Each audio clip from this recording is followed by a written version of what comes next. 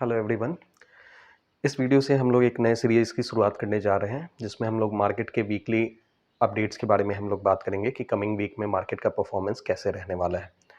अ, इस बेसिस पे इन इनपुट्स के माध्यम से आप अपने ट्रेडिंग और इन्वेस्टमेंट डिसीजंस को शेप अप कर सकते हैं और अपने जो डिसीजंस हैं उसको वेल इन्फॉर्म्ड बना सकते हैं। So let's begin. अगर हम लोग मार्केट की बात करें तो निफ्टी जो है लगभग अपने ऑल टाइम हाई के हिसाब से चल रहा है। अगर पिछले वीक में देखें तो निफ्टी ने अपना एक नया ऑल टाइम हाई बनाया है जो कि 23,490 के आसपास में है, 23,490 के आसपास में है। चूँकि निफ्टी अगर हम देखें तो निफ्टी जो है वो बेटर परफॉर्मेंस दिया है compare to Bank Nifty, because Bank Nifty पिछले वीक में जो था वो आपका अपना ऑल टाइम हाई बनाया था। निफ्टी ने इस वीक में अपना ऑल टाइम हाई बनाया है। हालांकि निफ्टी और बैंक निफ्टी दोनों जो हैं वो अपने ऑल टाइम हाई के आसपास घूम रहे हैं।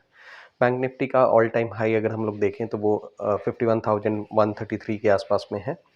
और जो फिनेंशियल सर्विसेज की अगर हम लोग बात करें तो फिनेंशियल सर्विसेज भी जो है वो अपने लगभग ऑल टाइम हाई के आसपास में चल रहा है। निफ्टी फिनेंशियल सर्विसेज इंडेक्स की अगर हम बात करें तो 22,660 का ऑल टाइम हाई है जो कि पिछले वीक में लगा था। अगर हम सेक्टर वाइज एनालिसिस कर रहे हैं तो बैंकिंग और निफ्टी बैंक की अगर हम बात करें तो दोनों अपने ऑल टाइम हाई के आसपास में चल रहे हैं। निफ्टी आईटी जो है वो नीचे के स्तर से रिवाइव कर रहा है और इसमें रिवाइवल साइन दिख रहा है। वैसे भी अगर हम लोग देखें तो बहुत सारे यूरोपियन कंट्रीज़ में रेट कट किए गए हैं और यूएस में भी कमिंग टाइम में रेट कट एक्सपेक्टेड है, तो उसको ध्यान में रखते हुए आईटी में रिवाइवल तेज़ी से देखा जा सकता है। निचले स्तर से इसमें काफ़ी सुधार हुआ है। हालांकि इंडेक्स लेवल पे अगर हम बात करें तो अभी भी निफ्टी आईटी का जो इंडेक्स है वो लगभग अपने ऑल टाइम हाई से 10% नीचे चल रहा है। इंडिविजुअल स्टॉक्स की अगर हम लोग बात करें तो इन्फोसिस अपने ऑल टाइम हाई से लगभग 14% नीचे है और टीसीएस की अगर हम लोग बात करें तो ये अपने ऑल टाइम हाई से लगभग 10% नीचे चल रहे हैं। अगर हम मिड कैप आईटी स्टॉक्स की अगर हम बात करें तो बहुत सारे क्वालिटी मिड कैप स्टॉक्स जो हैं अपने ऑल टाइम हाई से 15 टू 20 इवन 25% तक नीचे चल रहे हैं। यहाँ पे एक चीज़ ज़रूर समझना है कि ये जो भी डिस्कशन है वो प्योरली एजुकेशनल पर्पस के लिए है, ये कोई बाय या सेल रिकमेंडेशन नहीं है। आप अपना डिसीजन बनाने से पहले प्रॉपर ड्यू डिलिजेंस कर लें और अपने पर्सनल एडवाइजर से ज़रूर सलाह लें। So mid cap IT stocks में अगर हम लोग देखें तो कोफोर्ज या फिर एलटीटीटीएस, एलटीआईएम, ये सब जो हैं अपने ऑल टाइम हाई से लगभग 15 से 20% इवन 25% नीचे आपको देखने को मिल सकते हैं। निफ्टी ऑटो इंडेक्स की अगर हम लोग बात करें तो ऑटो में काफ़ी तेज़ी देखी जा सकती है। ये लॉन्ग टर्म सेकुलर ग्रोथ अपना मेंटेन कर रहा है और काफ़ी टाइम से ये अपना न्यूअर एंड न्यूअर हाइज बनाया जा रहा है। तो हायर हाइज इसमें देखे जा सकते हैं। पिछले कई हफ्तों से इसमें हायर हाइज चल रहे हैं, तो ये वाला सिचुएशन देखा जा सकता है। तो इसमें लगभग long term secular growth intact है। एफएमसीजी की अगर हम लोग बात करें तो एफएमसीजी जो है एक क्रूशियल जोन में आके फंसा हुआ है। इसके इंडेक्स के को अगर हम लोग चार्ट के हिसाब से, टेक्निकल एनालिसिस के हिसाब से देखें तो यहाँ पे एक कप पैटर्न आपको देखा जा सकता है वीकली चार्ट के ऊपर में।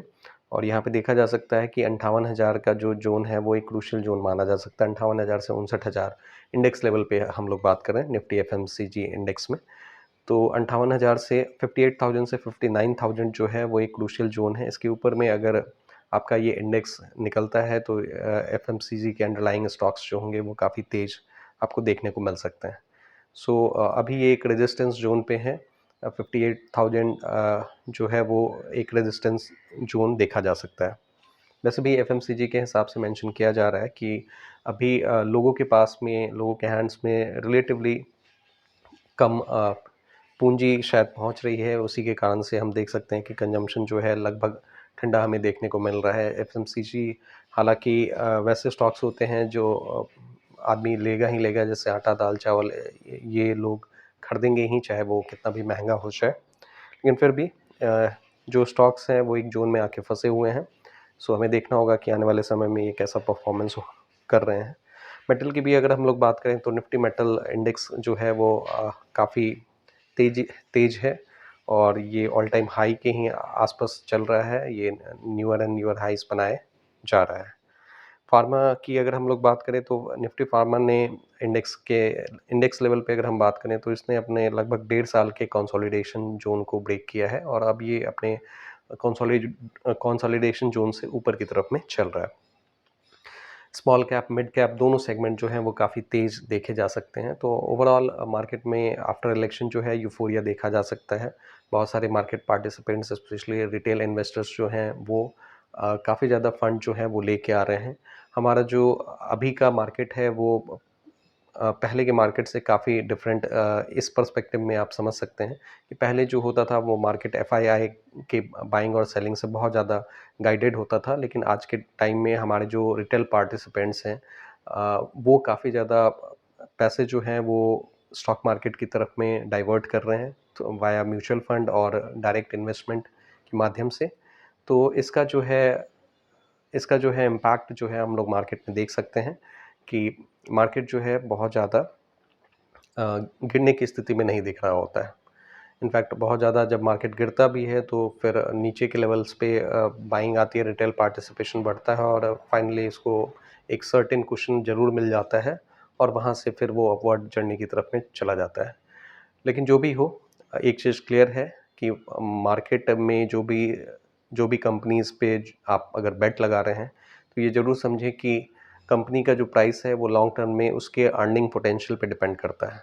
अगर कोई कंपनी आपको कमा के दे रहा है तभी जाके उसके लिए जो है प्राइस एप्रिसिएशन कमिंग टाइम में देखा जा सकता है। अगर किसी कंपनी का अर्निंग ग्रोथ नहीं है, सेल्स ग्रोथ नहीं है, प्रॉफिटेबिलिटी नहीं है, तो डेफ़िनेटली कोई जो है वो लॉन्ग रन में आपका जो है अच्छा परफॉर्मेंस करके हमेशा देगा, ऐसा ऐसा नहीं है। उसमें क्विक शॉर्ट बबल बनते हुए हो सकता है जिसमें और ये बबल अगर फूटेगा तो आप उसमें ट्रैप होके रह सकते हैं। इसलिए अच्छे फंडामेंटल वाले कंपनीज़ को आप चुनें और उसमें आप इन्वेस्ट करें। कोशिश करें कि आपका जो बाइंग प्राइस हो वो एक ऑप्टिमम लेवल का हो और आप बहुत ऊपर के प्राइसेस पे जाके नहीं फँसें। तो एक बाइंग जोन में आप बाय करें और चुपके से लेके आप अपने प्रोफाइल को बिल्ड करें। सो ये कमिंग टाइम में मार्केट के परफॉर्मेंस के हिसाब से हम लोग ये एक्सपेक्ट कर सकते हैं कि मार्केट लगभग इलेक्शन न्यूज़ तो अगर हम लोग देखें तो वो ऑलरेडी वो इलेक्शन से रिलेटेड जो भी एक्टिविटीज़ हैं वो ख़त्म हो रखी हैं। अभी जो है मार्केट एक्सपेक्ट कर रहा है कि क्या नेशनल या इंटरनेशनल न्यूज़ जो है वो प्रोपेल करे मार्केट को। सो यूएस का रेट कट जो है अभी भी ड्यू है। अगर यूएस का रेट कट आता है तो हम लोग मार्केट में फर्दर तेज़ी एक्सपेक्ट कर सकते हैं। IT segment, banking finance segment, ये सब काफ़ी काउंटर जो हैं तेज़ होने की उम्मीद रहेगी। सो आई होप कि यहाँ इस वीडियो के माध्यम से आपको कुछ वैल्यू मिल रहा है और अगर आपको यहाँ से कुछ भी आपको लगता है कि कुछ वैल्यू मिला है तो आप इस वीडियो को लाइक करें, इस चैनल को सब्सक्राइब करें और अगर आपके कुछ कमेंट या डाउट हैं तो आप नीचे कमेंट बॉक्स में मेंशन करें। So thank you for your participation.